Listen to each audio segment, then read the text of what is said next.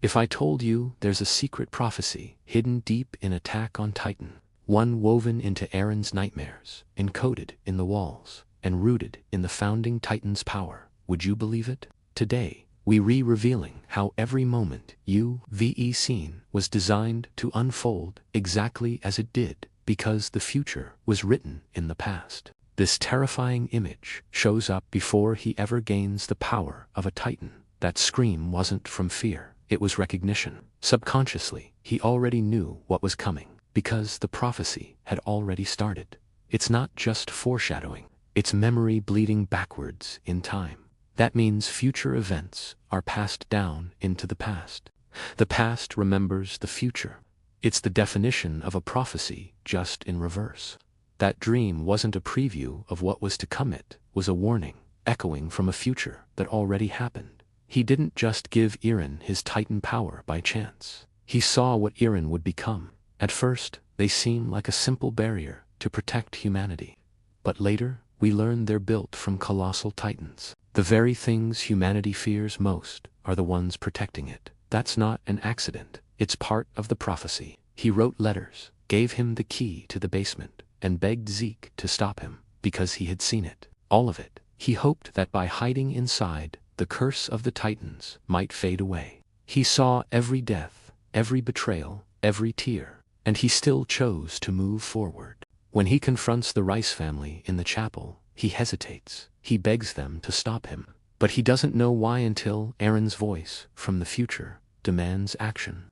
Do it, father, he says. Grisha doesn't want to, but he listens, because the prophecy is already guiding his hand. But he was wrong. His attempt to delay fate only ensured that one day it would come crashing back, harder than ever. In that moment, he's flooded with memories, not just from his father, but from future versions of himself. It's not just a vision, it's a download of the prophecy itself, a full archive of the pain to come. And in that moment, Ymir chose to give him her full power, because he wasn't just the next in line, he was the chosen one, the prophecy's final piece. Eren's very first dream appears in episode 1, a haunting vision of a Titan tearing through his childhood home in Shiganshina. He started it because it had already happened.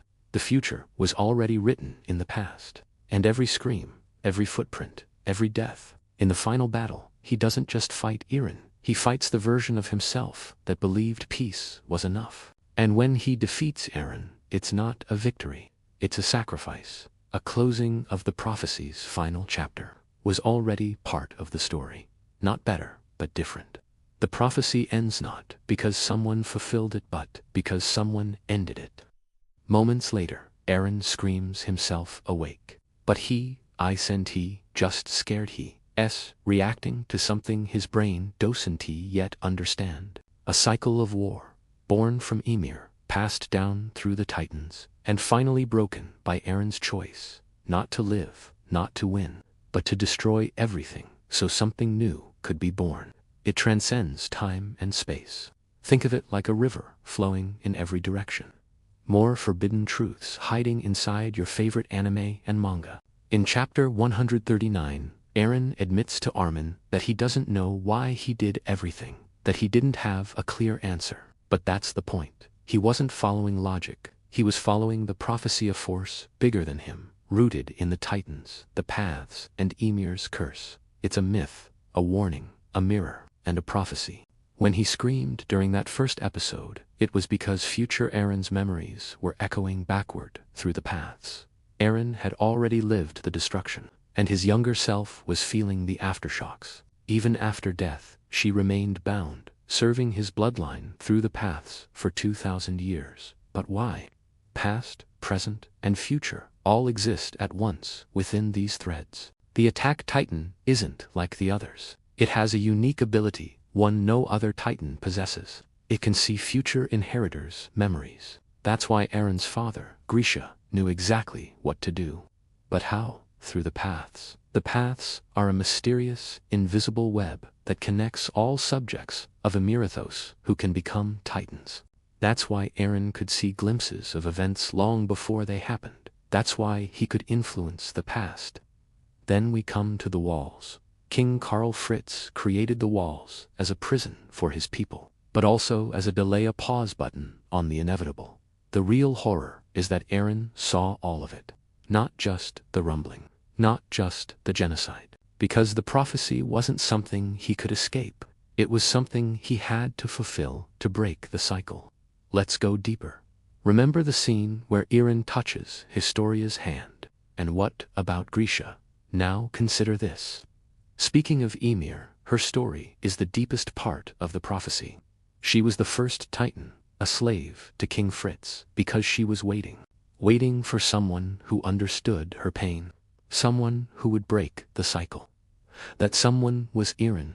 When Eren spoke to her in the Path Realm, he didn't beg, he didn't command, he simply said, "You are free." Even the rumbling, as horrifying as it was, wasn't random. Eren didn't start it out of hatred.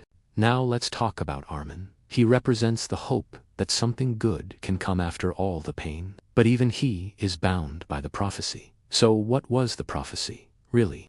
It was a chain of memory, a curse of knowledge. When the smoke clears and the Titans are gone, the world is different. That's what makes Attack on Titan more than a story. A prophecy that says, even if the world is broken, it can be rebuilt. Even if you're bound by destiny, you can choose how it ends. If that hit you hard, subscribe to the channel. Because we're not done. There are more secrets, more lost chapters. This is Shown in Shadows. And this is only the beginning.